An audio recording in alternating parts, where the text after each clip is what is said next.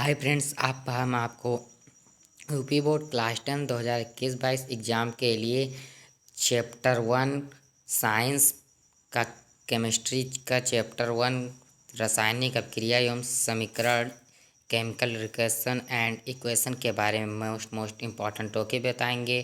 तो दोस्तों, हमारा वीडियो अच्छा लगे तो लाइक कर दीजिए और चैनल अच्छा लगे तो चैनल को सब्सक्राइब कर दीजिए। तो दोस्तों, चलिए वीडियो शुरू करते हैं। हमारा पहला टॉपिक है परिवर्तन। दोस्तों, ये कट गया है हमारा, सॉरी इसके लिए। ये परिवर्तन लिखा है, इसका मतलब है परिवर्तन प्रकृति का नियम है। दोस्तों, अक्सर परिवर्तन होता रहता है, यह प्रकृति का नियम है जो विशेष परिस्थितियों में विभिन्न पदार्थों पर होते रहते हैं और यह विशेष परिस्थितियों में पदार्थों पर होते रहते हैं। प्रत्येक पदार्थ के समय समय में परिवर्तन होते रहते हैं। जैसे कि दोस्तों, जब बर्फ पिघलता है, ये भी परिवर्तन है। जल का भाप बनना आदि, ये सब परिवर्तन है। परिवर्तन हमें दिन प्रतिदिन देखने को मिलता है। इन सभी परिवर्तन को दोस्तों हम इसमें दो भागों में बांटा गया है। पहला ये है भौतिक परिवर्तन और दूसरा है रासायनिक परिवर्तन। हम देख लेते हैं पहला भौतिक परिवर्तन। इसको इंग्लिश में कहते हैं फिजिकल चेंज। इसका क्या मतलब होता है? वे परिवर्तन जिनमें पदार्थों की भौतिक गुण, जैसे कि भौतिक गुण होता है दोस्तों जिसका आकार, रंग, अवस्था, ताप इत्यादि, ये अस्थायी रूप से बदल जाते हैं, परंतु उनके संगठन तथा भार में कोई परिवर्तन नहीं होता है।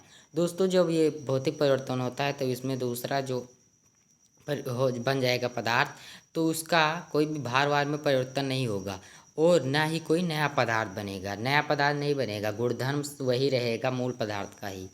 भौतिक परिवर्तन कहलाते हैं। दोस्तों, ये भौतिक परिवर्तन जब उसका कारण हटा देंगे हम, जो कारण है, तो ये पुनः अपनी अवस्था में आ जाएगा, मूल अवस्था में।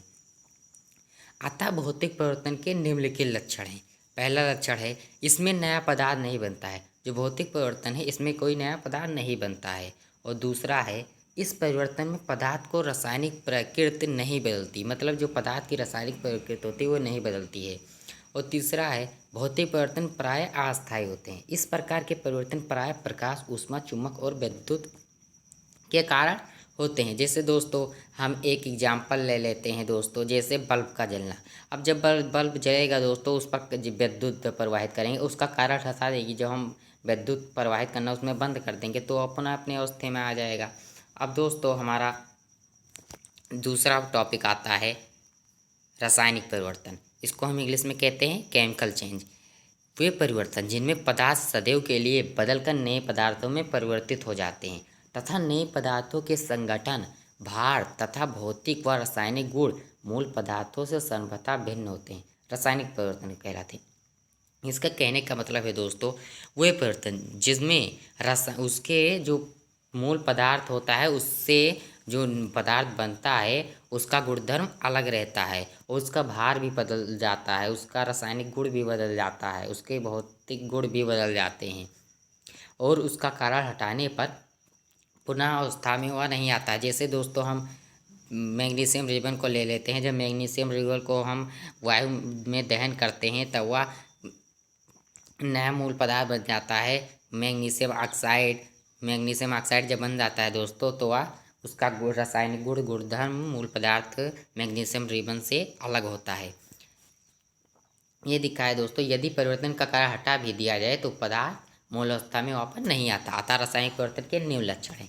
पहला है, रासायनिक परिवर्तन में पदार्थ के गुण बदल जाते हैं, अर्थात पदार्थ की रासायनिक प्रकृति, केमिकल नेचर बदल जाती है, उसकी रासायनिक प्रकृति बदल जाती है। दूसरा है हमारा लक्षण इसका, रासायनिक परिवर्तन में नए पदार्थ बन जाते हैं जिनके गुण मूल पदार्थों के गुणों से भिन्न होते हैं। हमारा तीसरा है, रासायनिक परिवर्तन प्राय अस्थायी होते हैं, मतलब परमानेंट होते हैं। परिवर्तन का कारण हटाने पर प्रक्रिया उत्कर्षणीय नहीं होती है। उत्कर्षणीय का मतलब दोस्तों होता है कि पुनः उसी अवस्था में आ जाए, लेकिन यहाँ पर नहीं लगा है, यानी कि यह परिवर्तन फिर से नहीं होगा। चौथा, रासायनिक परिवर्तन में ऊर्जा परिवर्तन भौतिक परिवर्तन की अपेक्षाकृत अधिक होता है। मतलब इसका कहने का मतलब है, रासायनिक परिवर्तन में भौतिक परिवर्तन की अपेक्षा ऊर्जा ज़्यादा खर्च होती है। इन परिवर्तन में बहुत ऊष्मा, प्रकाश आदि निकलते तथा अवशोषित होते हैं। ये तो उदाहरण के लिए ले सकते हैं पदार्थों का जलना। जब कोई पदार्थ जलता है तो वह राख की नुमा हो जाता है। और ये जंग लगना, लोहे पर जब जंग लगता है दोस्तों, तो उस पर भूरे कलर का एक परत जम जाता है।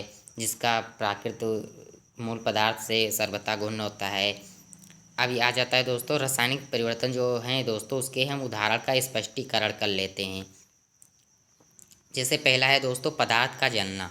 जिस समय लकड़ी, कागज़, मोमबत्ती, कोयला, कपड़ा को हम दोस्तों जलाते हैं तो उसमें राख हो जाता है और धुआं बन जाता है। जो दोस्तों राख होता है उसका मूल पदार्थ लकड़ी, कागज़, मोमबत्ती इसके अपेक्षा वह उसका भिन्न होता है। मूल पदार्थ के अपेक्षा उसका रासायनिक परिवर्तन, जो रासायनिक गुण होता है दोस्तों, वो भिन्न होता है। हमारा आ जाता है दूसरा लोहे पर जंग लगना। दोस्तों जब हम वर्षा की ऋतु में जब लोहे को बाहर रख देते हैं तो नमी और हवा पाकर वो अभिक्रिया कर लेता है और पपड़ी जैसी परत बना रहता है भूरे कलर का, जिसे हम जंग कहते हैं। अतः ये भी रासायनिक परिवर्तन है। दूसरा दोस्तों किण्वन है। जब हम गन्ने के रस को कुछ समय के लिए मटके में भरकर रख देते हैं तो वह दोस्तों जो अभिक्रिया कर कर नया पदार्थ सिरका बना लेता है, जिसके गुणधर्म गन्ने के रस से सर्वथा भिन्न होते हैं। अतः ये भी रासायनिक परिवर्तन है। हमारा चौथा आता है दोस्तों दही का बनना। अब दोस्तों जब हम दूध से दही बनाते हैं तो दही का जो होता है दोस्तों स्वाद होता है, रासायनिक गुण होता है, वो मूल पदार्थ दूध से भिन्न होता है। अतः यह भी रासायनिक परिवर्तन है। हमारा आता है पांचवा पदार्थों का सड़ना। पेड़ पौधे तथा मृत पशु पक्षियों के भिन्न अंगों के सड़ने से अपघटन के फलस्वरूप रूप नए पदार्थ की संरचना होती है। तो दोस्तों पदार्थ सड़ जाते हैं, पेड़ पौधे मृत पशु तो जो सड़ जाता है तो उसका अपघटन होकर वो नया पदार्थ की संरचना कर लेती है, जिसका मूल पदार्थ से गुण सर्वथा भिन्न होता है। ये भी रासायनिक परिवर्तन है। अब दोस्तों हमारा आता है भोजन का पचना। अब दोस्तों जब हम भोजन खाते हैं तो उससे हमारा रुधिर कणिका बन जाती है, अस्थि बन जाती है, मांस बन जाती है, जिसका गुणधर्म मूल पदार्थ भोजन से अलग होता है। अतः यह भी रासायनिक परिवर्तन है। हमारा सतवा जाता है जल का विद्युत अपघटन। दोस्तों जब अम्लीय विलयन में विद्युत धारा प्रवाहित की जाती है तो ऑक्सीजन और हाइड्रोजन में विभाजित हो जाती है। इस परिवर्तन में नए पदार्थ बनते हैं, इसलिए यह रासायनिक परिवर्तन है। अब दोस्तों रासायनिक अभिक्रिया क्या होती है, हम इसे समझ लेते हैं। पदार्थ रासायनिक परिवर्तन के बाद बिल्कुल नए पदार्थ में बदल जाते हैं।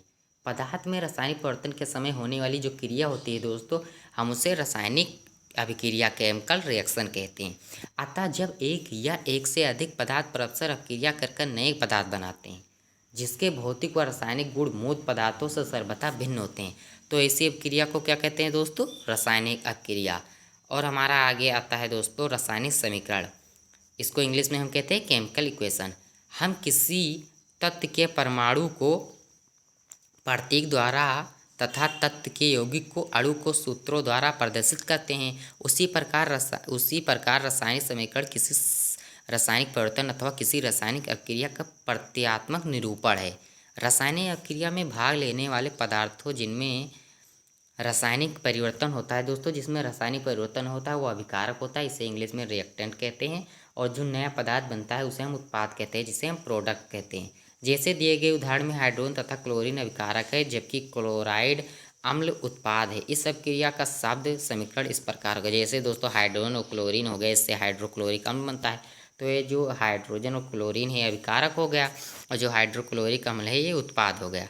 अब दोस्तों ये देख लिए किसी रासायनिक अभिक्रिया में भाग लेने वाले अभिकारकों तथा अभिक्रिया में परिमाण स्वरूप प्राप्त होने वाले उत्पादों के प्रतीक तथा सूत्र द्वारा निरूपित करने को रासायनिक समीकरण कहते हैं।